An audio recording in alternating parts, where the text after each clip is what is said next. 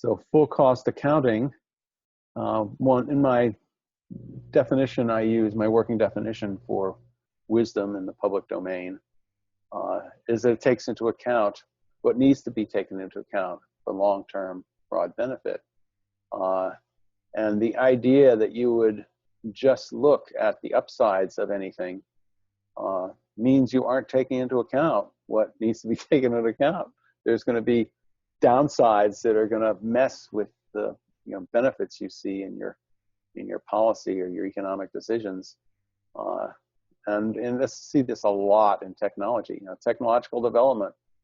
This is going to increase the crops, or it's going to solve some medical decision where it doesn't take into account what happens if this thing gets loose in the environment and starts like this. One thing I just read, there's somebody inventing or genetically engineering a bacteria to eat up the plastic in the garbage, in the dumps, and that this is going to solve a lot of our dump problems because all these plastics are going to get eaten up.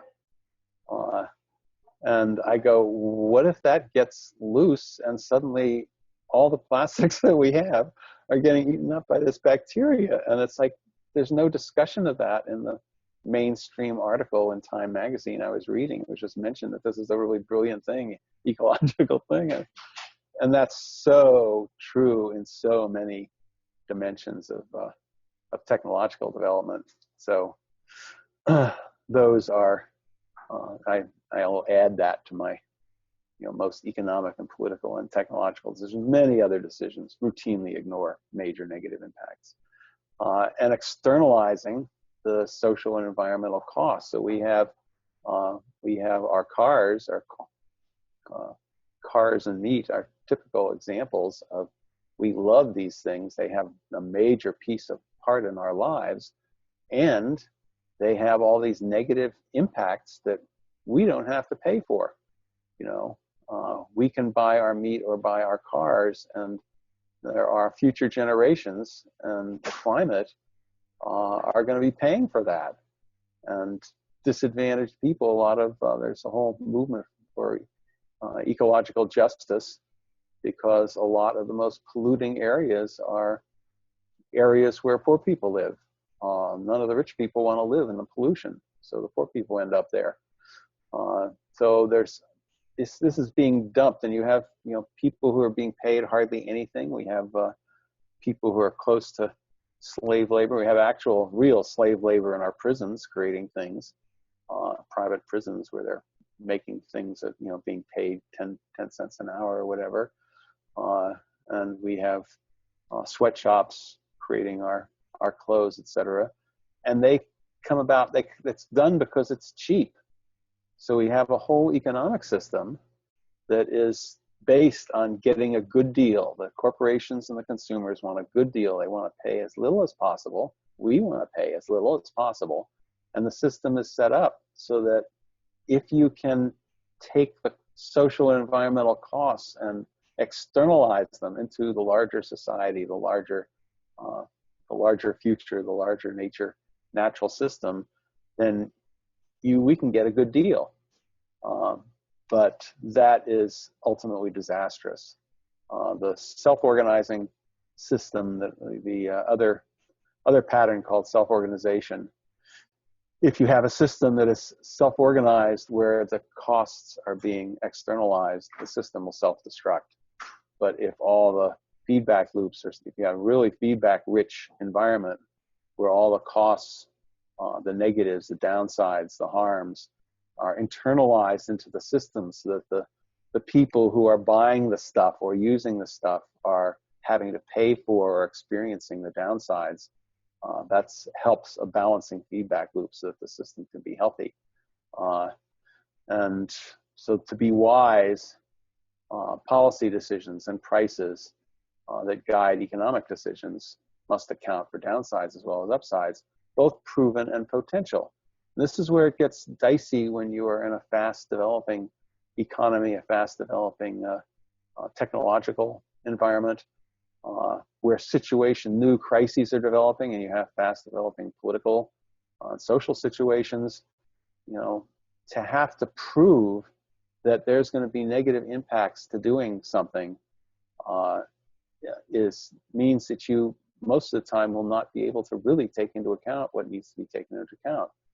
So there is a principle in technology development called the precautionary principle, which is, I guess, a methodology for forwarding this, but it is such an excellent example where if a new technology has not proven to be safe, it cannot be used in any expansive way.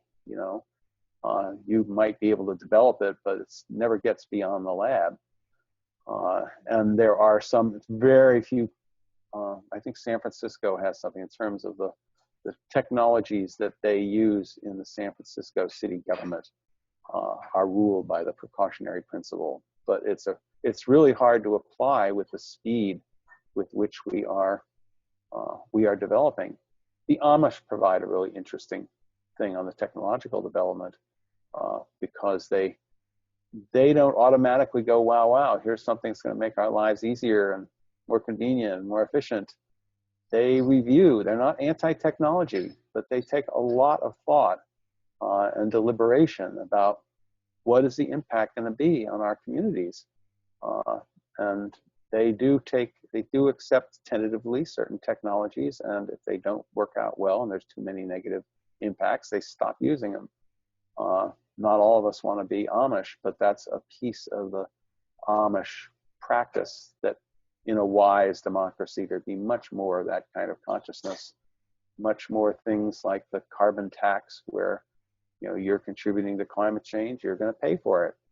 And if you have an economic system where all the downsides are somehow included in the price of the product, suddenly, miraculously, the cheapest things become the benign healing things, and the most expensive things are the destructive things.